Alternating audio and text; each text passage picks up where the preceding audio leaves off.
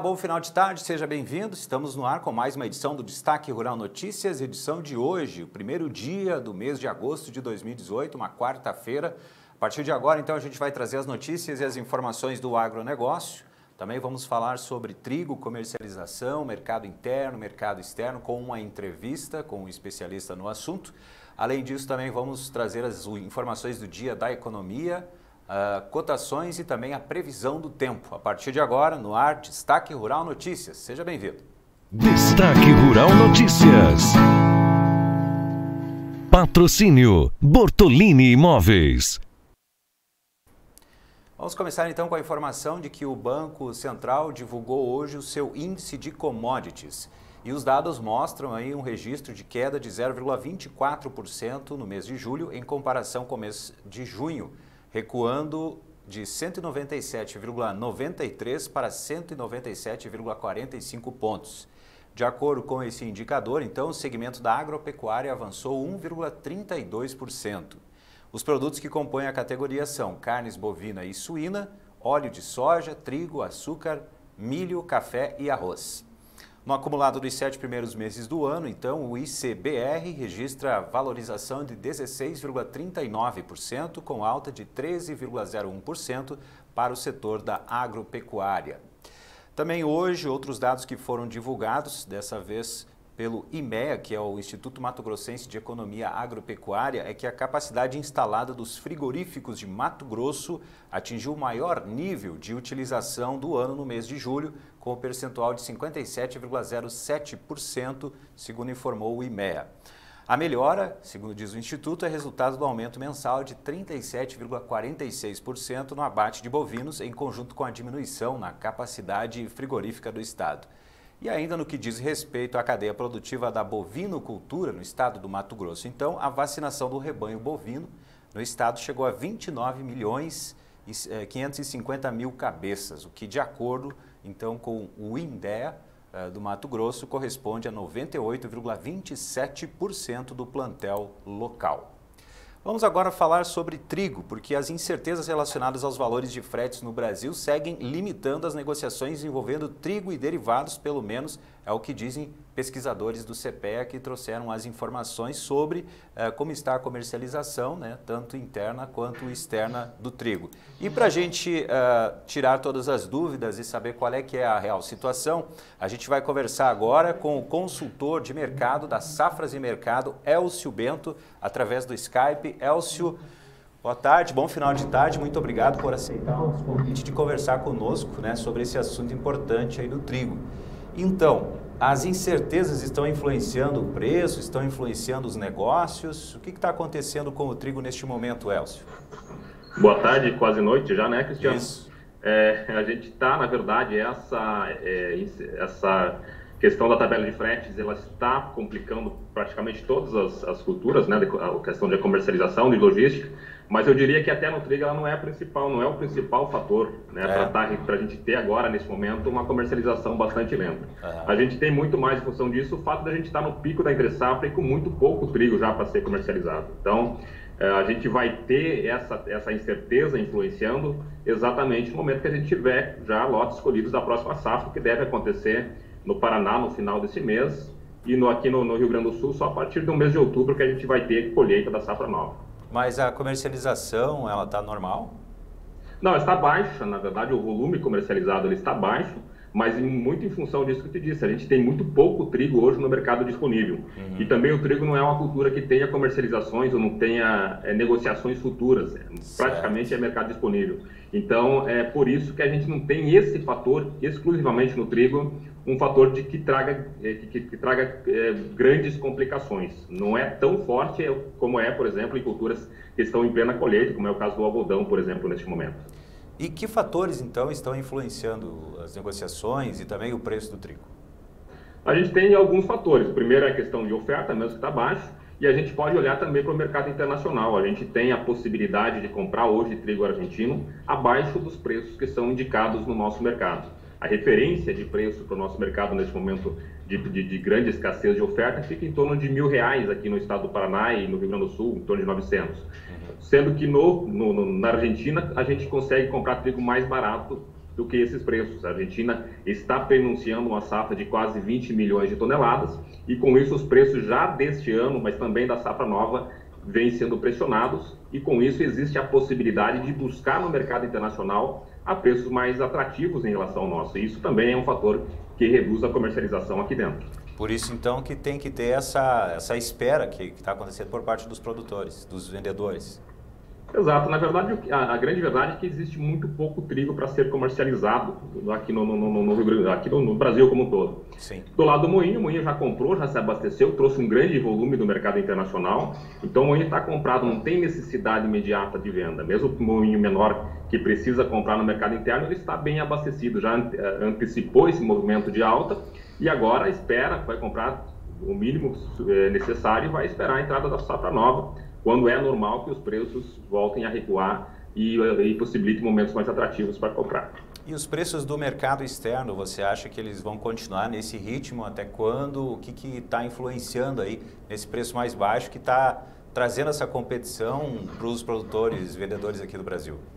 Eu acho que esse é o ponto principal que a gente tem que atentar agora. A safra de trigo, essa safra velha, ela está praticamente encerrada, a gente tem que começar a olhar para a próxima safra. Certo. É uma safra que, pelo menos o potencial de produção dela, apresenta em relação ao ano passado uma elevação de 42%. É bem verdade que a base de comparação para essa elevação acentuada é uma base pequena, porque a safra passada teve quebra. Mas enfim, a gente vai começar a pensar na comercialização da safra nova. Certo. E para pensar nessa safra nova, tem que ver nos fatores que determinam a formação de preços. E o primeiro deles, com certeza, é o mercado internacional. E aí a gente tem uma série de fatores que vêm fazendo o trigo subir. Só neste mês, ou comparado ao mesmo período do mês passado, o trigo subiu 16%. Não teve nenhuma outra commodity que tivesse uma elevação tão acentuada neste último mês em relação ao trigo. Por que isso? Basicamente porque grandes produtores aí do cenário global estão com safras menores do que se esperava anteriormente. E por que isso é importante? No momento que a gente tem preços internacionais mais elevados, a Argentina, que é um grande fornecedor também, vai tirar um pouco o foco do Brasil e vai ter outros mercados também interessantes. Isso traz uma menor pressão sobre as nossas cotações. Se considerarmos que o dólar continuará nesse patamar acima de 3,70, a gente tem uma situação bastante interessante para a formação de preços na nossa safra. Não nos patamares que a gente está agora, mas ainda em patamares interessantes. Bom, você falou já de pensar na próxima safra. O que está sendo esperado aí, então, para a próxima safra do trigo? Também o plantio, enfim, como é que está a situação do que se espera para a próxima safra do trigo no Brasil? Bom, a gente tem o Paraná vem com a elevação de área plantada e de 13%, mais de 1 milhão de hectares plantados lá, com potencial de produção de 3,15%, é o maior estado produtor. Aqui no Rio Grande do Sul, a área plantada é muito parecida com a do ano passado, mas o potencial de produção é de 2,3 milhões de toneladas, que dá uma elevação de 70% em relação ao que foi plantado no ano passado. Então é uma expectativa de uma safra boa. É bom que a gente sempre lembra que a gente está falando de potencial de produção, e o trigo é uma cultura que sofre muito com qualquer dificuldade climática, pode ser a seca no início do plantio, pode ser geadas agora no momento que as lavouras estão em floração, enchimento de grão, e pode ser chuva no momento da colheita. Então está muito incerto ainda, é um potencial de produção. Se confirmado, ele é um potencial de produção de 6,2 milhões de toneladas.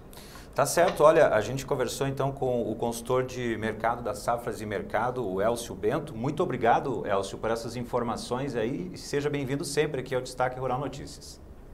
Sempre à disposição, Cristiano. Um abraço para você e até mais. Então tá certo. Muito obrigado mais uma vez. Voltando então agora a falar sobre outros assuntos relacionados ao agronegócio, hoje foi divulgado pelo Ministério da Indústria, Comércio Exterior e Serviços os dados de exportação de alguns produtos que eu vou trazer agora aqui no Destaque Rural Notícias. Vou começar falando sobre as exportações de algodão do Brasil, que atingiram 8,7 mil toneladas em mês de julho deste ano, no mês passado. Recuo de 56,9% ante o total de 19,3 mil toneladas vendidas ao exterior no mesmo mês do ano passado. Em receita, o Brasil faturou 16 milhões e 100 mil dólares com o embarque da pluma no mês de junho. Um montante aí que é 51,1% inferior aos 31 milhões e 400 mil dólares registrados um ano antes.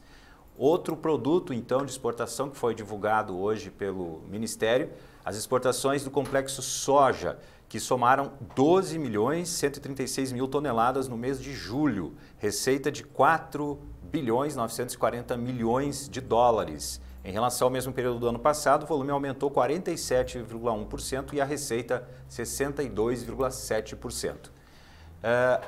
Também carnes in natura. O Brasil exportou mais carnes in natura em julho em relação a junho, nessa relação de um mês para o outro. Passado o efeito da greve dos caminhoneiros, que paralisou então o escoamento no fim de maio e afetou o desempenho dos embarques no sexto mês do ano, o mercado então registrou em julho uma retomada no ritmo de exportações.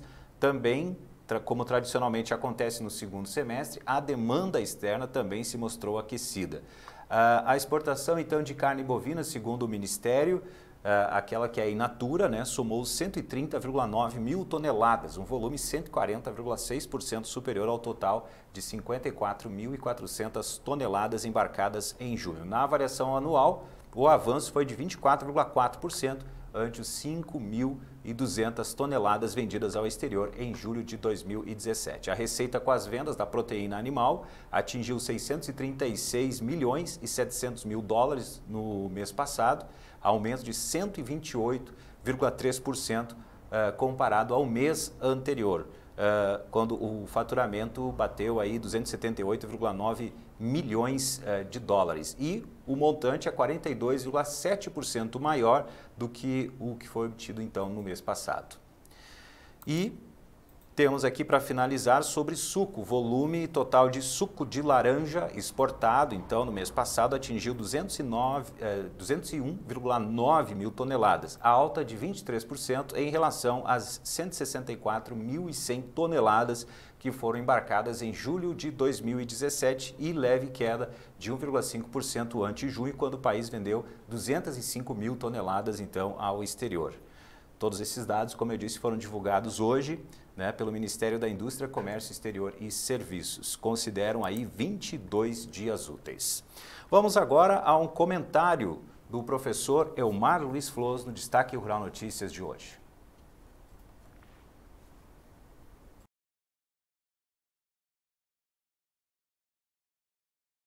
Olá, amigos. Os agricultores da região começam a fazer a dessecação das coberturas de inverno, visando a implantação da cultura do milho, que logo se inicia. E a qualidade da lavoura de milho, além da escolha do híbrido mais adequado para cada região, para cada época de semeadura, para a finalidade, é essa cobertura feita no período de inverno. Aqui nós vemos uma área de aveia preta já dessecada, que logo receberá a semeadura da cultura do milho. Mas pode ser outras coberturas importantes, como o nabo forrageiro, a ervilhaca, o centeio, ou até mesmo a consorciação das mesmas, que é uma combinação excelente, por exemplo, de coberturas adaptadas já à região, como a aveia preta, o centeio, a ervilhaca, seja a ervilhaca comum ou a ervilhaca peluda ou vilosa, e o nabo forrageiro. Essas diferentes culturas, elas produzem, além da biomassa da parte aérea, que protege o solo contra a erosão, que aumenta a infiltração de água, o sistema radicular melhora as propriedades físicas do solo, e especialmente no consórcio de coberturas, nós temos diferentes sistemas radiculares, e isso é muito importante, porque isso aumenta a infiltração de água quando chove. Culturas, elas produzem exudatos radiculares, e esses exudatos radiculares, além de ajudar na estruturação física do solo, eles também têm a ver com a supressão de alguns patógenos. A consorciação de diferentes culturas significa a liberação também de diferentes substâncias no solo. E elas estimulam determinados tipos de organismos do solo que são benéficos e fazem, inclusive, a supressão dos patógenos que ocorrem. Será numa safra no Rio Grande do Sul, felizmente, de aumento da área de milho, que é uma coisa muito importante, porque o milho é importante do ponto de vista econômico, o Rio Grande do Sul é importador de milho, O Rio Grande do Sul tem uma limitação hoje de implantação de novas plantas de integração, seja na produção de suínos e aves, porque nos falta milho. E além dessa importância agronômica que o milho tem, uma cultura que produz uma quantidade de palha enorme, uma palha de relação CN larga, portanto decomposição lenta, e que protege o solo e faz com que a soja cultivada no ano seguinte em sucessão ao milho tenha um rendimento maior. E isso é realmente um fator importante. Não olhar a cultura do milho isoladamente, mas olhar a cultura dentro de um sistema de produção. Um abraço e até a próxima semana.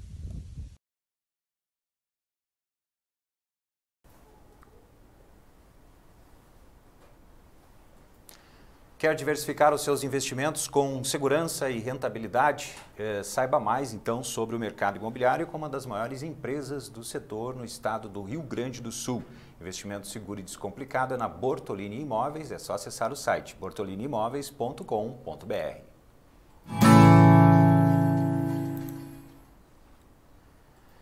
Vamos então agora falar de economia. Eu quero trazer mais dados agora, no geral, né, das exportações e importações também que foram divulgadas hoje pelo Ministério, que eu falei agora há pouco do agronegócio, de alguns dados que foram divulgados então pelo Ministério da Indústria, Comércio Exterior e Serviços.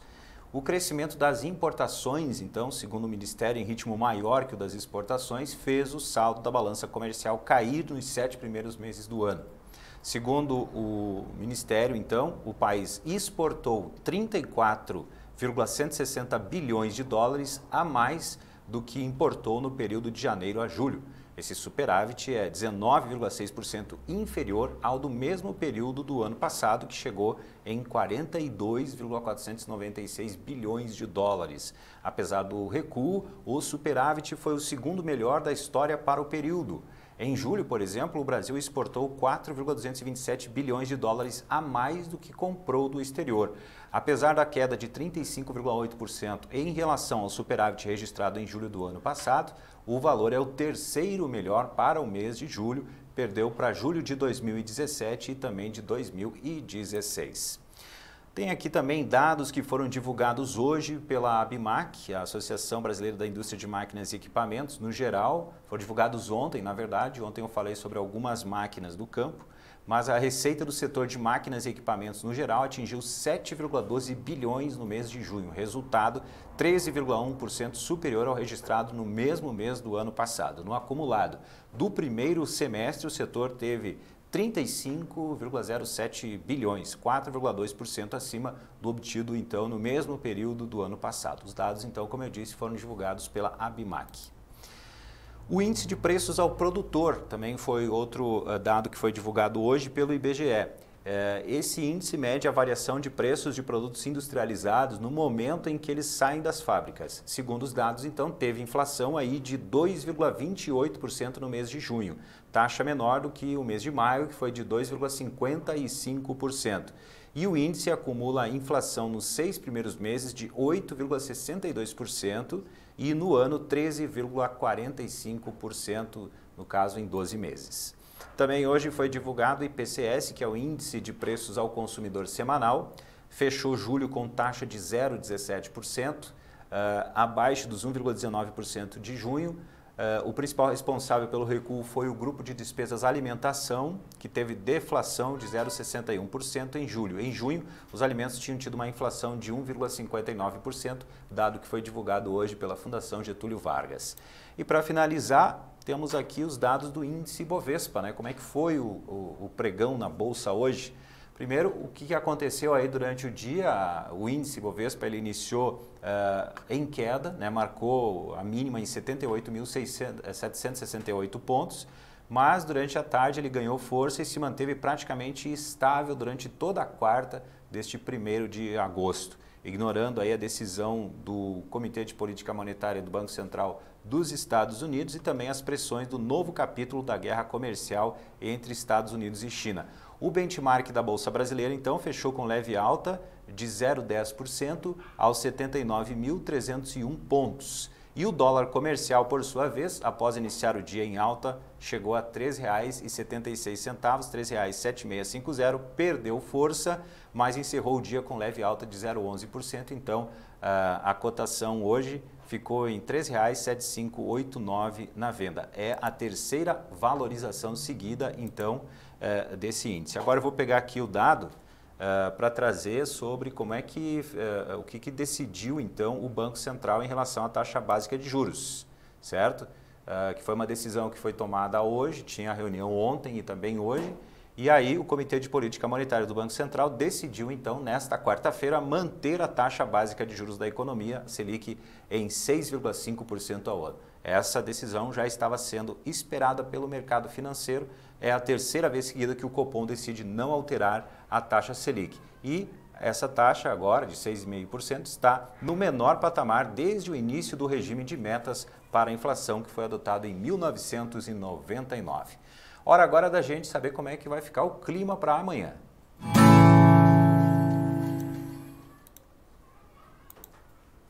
Região Sul e também região Centro-Oeste. A gente começa então pela região Sul para ver como é que fica o tempo. A gente pode ver no mapa ali que tem previsão de tempo bom, né, em praticamente toda a região. Só uma parte lá do Paraná que pode ter um pouquinho mais de nuvens e umas chuvas. A previsão então da Climatempo diz assim: ar polar predomina sobre o sul do Brasil, diminuindo a temperatura, com geada no interior do Rio Grande do Sul e nas serras gaúchas. Sol com muitas nuvens no leste de Santa Catarina e no centro-norte do Paraná. Chuva fraca no litoral do Paraná e tempo firme nas demais áreas. Temos aqui também a previsão do tempo agora para a região Centro-Oeste. Região Centro-Oeste para amanhã, quinta-feira, dia 2 de agosto, o sol aparece entre nuvens com previsão de períodos de céu nublado e chuva a qualquer hora do dia no sul de Mato Grosso do Sul. Nas demais áreas do Mato Grosso do Sul, sol entre muitas nuvens, sem chuva, tempo aberto com sol e sem chuva nas demais áreas e, segundo o Climatempo, a temperatura sobe. Quer diversificar os seus investimentos com segurança e rentabilidade? Então saiba mais sobre o mercado imobiliário com uma das maiores empresas do segmento no estado do Rio Grande do Sul. Investimento seguro e descomplicado é na Bortolini Imóveis. Você pode conhecer mais acessando o site bortoliniimoveis.com.br.